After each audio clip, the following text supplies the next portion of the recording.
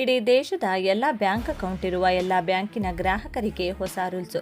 PhonePe, Google pay, Paytm ಹಾಗೂ ATM card ಮೂಲಕ ಹಣದ ವಹಿವಾಟು ಮಾಡುವವರಿಗೆ ಹೊಸ ರೂಲ್ಸ್ ಜಾರಿಗೆ ತರಲಾಗಿದ್ದು, ಎಟಿಎಂ ಕಾರ್ಡ್ ಇದ್ದವರು ತಪ್ಪದೆ ವಿಡಿಯೋವನ್ನು ಕೊನೆವರೆಗೂ ನೋಡಿ. ಹಾಗೂ ನಿಮ್ಮ ಬಳಿ ಫೋನ್ಪೇ ಅಥವಾ ಗೂಗಲ್ ಪೇ ಇದ್ದರೆ ಈ ವಿಡಿಯೋವನ್ನು ಎಲ್ಲಿಯೂ ಕೂಡ ಸ್ಕಿಪ್ ಮಾಡದೆ ಕೊನೆ ತನಕ ನೋಡಿ.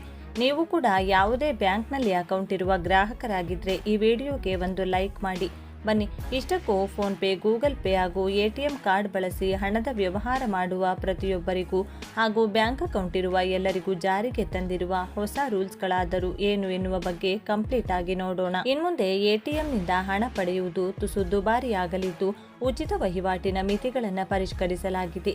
ಯುಪಿಐ ವಿತ್ ಡ್ರಾ ಕೂಡ ಇನ್ಮುಂದೆ ಉಚಿತ ಮಿತಿಯೊಳಗೆ. ಇದುವರೆಗೆ ಎಟಿಎಂ ಕಾರ್ಡ್ ಬಳಸಿ ಮಾಡುವ ವಹಿವಾಟುಗಳನ್ನು ಮಾತ್ರ ಉಚಿತ ಮಿತಿಯಲ್ಲಿ ಲೆಕ್ಕ ಹಾಕಲಾಗುತ್ತಿತ್ತು. ಆದರೆ ಈಗ ಯುಪಿಐ ಮೂಲಕ ಎಟಿಎಂನಿಂದ ನಗದು ಪಡೆಯುವ ಸೇವೆಯನ್ನು ಸಹ ಈ ಉಚಿತ ಮಿತಿಯೊಳಗೆ ಸೇರಿಸಲಾಗಿದೆ. ಅಂದರೆ ನೀವು ಕಾರ್ಡ್ ಬಳಸಿ ಅಥವಾ QR ಕೋಡ್ ಸ್ಕ್ಯಾನ್ ಮಾಡಿ ಹಣ ತೆಗೆದರೂ ಎರಡನ್ನೂ ಒಟ್ಟಾಗಿಯೇ ಲೆಕ್ಕ ಮಾಡಲಾಗುತ್ತದೆ. 5 ಉಚಿತ ವಹಿವಾಟುಗಳು ಮತ್ತು ದಂಡ. ಸಾಮಾನ್ಯವಾಗಿ ನಿಮ್ಮದೇ ಬ್ಯಾಂಕಿನ ಎಟಿಎಂಗಳಲ್ಲಿ ತಿಂಗಳಿಗೆ 5 ಉಚಿತ ವಹಿವಾಟುಗಳನ್ನು ಮಾಡಬಹುದು. ಇತರ ಬ್ಯಾಂಕುಗಳ ಎಟಿಎಂಗಳಲ್ಲಿ ಮೆಟ್ರೋ ನಗರಗಳಲ್ಲಿ 3 ಮತ್ತು ಇತರ ನಗರಗಳಲ್ಲಿ 5 ಉಚಿತ ವಹಿವಾಟುಗಳ ಮಿತಿ ಇದೆ.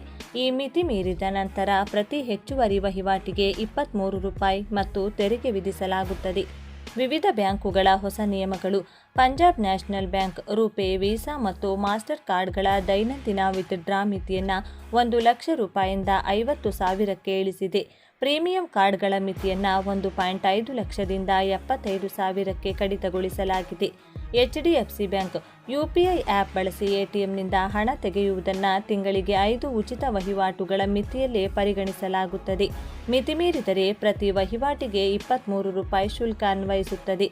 ಬಂಧನ್ ಬ್ಯಾಂಕ್ ತನ್ನದೇ ಎಟಿಎಂಗಳಲ್ಲಿ 5 ಉಚಿತ ವಹಿವಾಟುಗಳನ್ನು ನೀಡುತ್ತದೆ. ಇತರ ಬ್ಯಾಂಕ್ ಎಟಿಎಂಗಳಲ್ಲಿ ಮೆಟ್ರೋ ನಗರಗಳಲ್ಲಿ 3 ಮತ್ತು ಮೆಟ್ರೋಯೇತರ ನಗರಗಳಲ್ಲಿ 5 ಉಚಿತ ವಹಿವಾಟುಗಳ ಮಿತಿ ಇದೆ.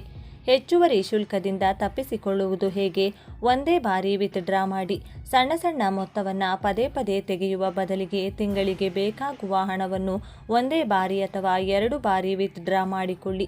ಇದರಿಂದ ವಹಿವಾಟಿನ ಸಂಖ್ಯೆ ಕಡಿಮೆಯಾಗುತ್ತದೆ. ನಿಮ್ಮದೇ ಬ್ಯಾಂಕ್ ಬಳಸಿ. ಉಚಿತ ಮಿತಿ ಹೆಚ್ಚಿರುವ ಕಾರಣ ಸಾಧ್ಯವಾದಷ್ಟು ನಿಮ್ಮದೇ ಬ್ಯಾಂಕಿನ ಎಟಿಎಂ ಕೇಂದ್ರಗಳನ್ನು ಬಳಸಿ. ಡಿಜಿಟಲ್ ಪಾವತಿ ಹೆಚ್ಚಿಸಿ. ಸಣ್ಣ ಪುಟ್ಟ ಖರ್ಚುಗಳಿಗೆ ನಗದು ಬಳಸುವ ಬದಲು ಯುಪಿಐ ಅಥವಾ ಮೊಬೈಲ್ ಬ್ಯಾಂಕಿಂಗ್ ಆ್ಯಪ್ಗಳನ್ನು ಬಳಸಿ. ಬ್ಯಾಲೆನ್ಸ್ ಚೆಕ್ ಮಾಡಲು ಆ್ಯಪ್ ಬಳಸಿ. ಎಟಿಎಂಗೆ ಹೋಗಿ ಬ್ಯಾಲೆನ್ಸ್ ಚೆಕ್ ಅಥವಾ ಮಿನಿ ಸ್ಟೇಟ್ಮೆಂಟ್ ಪಡೆಯುವ ಬದಲು ಮೊಬೈಲ್ ಆ್ಯಪ್ ಬಳಸಿ. ಇದರಿಂದ ಉಚಿತ ವಹಿವಾಟಿನ ಮಿತಿ ಉಳಿಯುತ್ತದೆ.